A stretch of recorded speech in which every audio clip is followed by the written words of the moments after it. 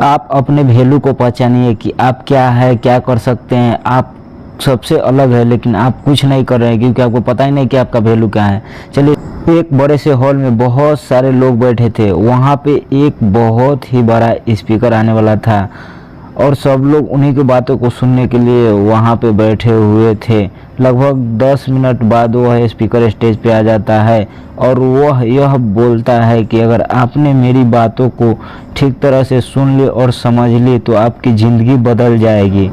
फिर वह स्पीकर अपने जेब से एक बिल्कुल नया चमकता हुआ 500 रुपये का नोट निकालता है और उसको ऊपर करके पूछता है कि यह नोट आप में से किसको चाहिए।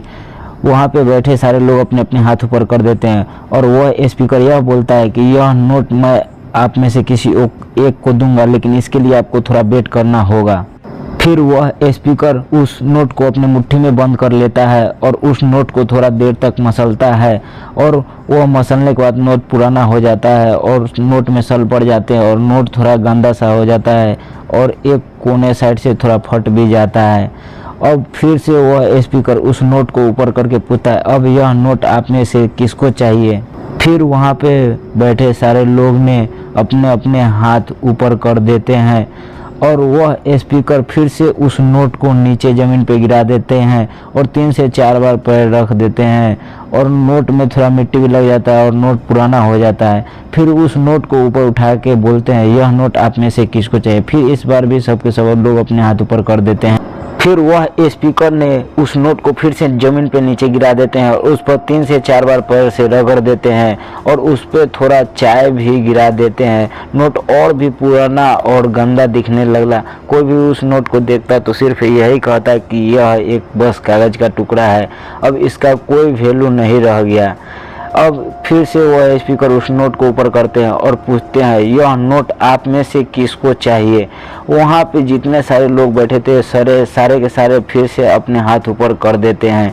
अब वह स्पीकर यह बोलता है, ठीक उसी प्रकार से जिस प्रकार से यह अभी भी 500 रुपये का नोट ही है, ठीक उसी प्रकार से आपको भी ज़िंदगी में समस्या, परेशानी, सिचुएशन का सामना करना होगा। आप एग्ज़ाम में फेल हो जाते हो या जॉब इंटरव्यू में आपका सिलेक्शन नहीं होता, उस समय आप सिचुएशन का सामना कर रहे होते हो।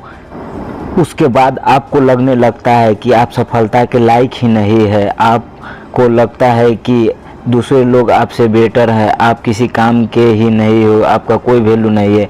हमेशा याद रखो, इससे कोई फ़र्क नहीं पड़ता कि आपने कितनी बार सिचुएशन का सामना किया है, आप ज़िंदगी में कितनी बार फेल हुए हो, आपका वैल्यू हमेशा वही रहेगा जो पहले था। आपके पास कुछ खास है जो दूसरे के पास नहीं है और ये कोई आपसे छीन नहीं सकता। अब तक का सक्सेस नहीं मिलने से आपकी वैल्यू कम नहीं हुई है।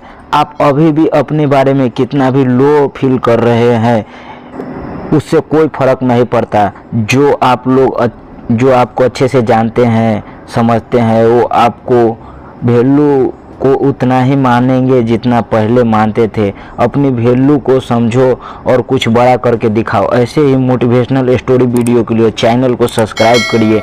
वीडियो अच्छी लगी हो तो वीडियो लाइक कीजिए और भेज दीजिए उन दोस्तों के पास जिनको ये वीडियो की ज़रूरत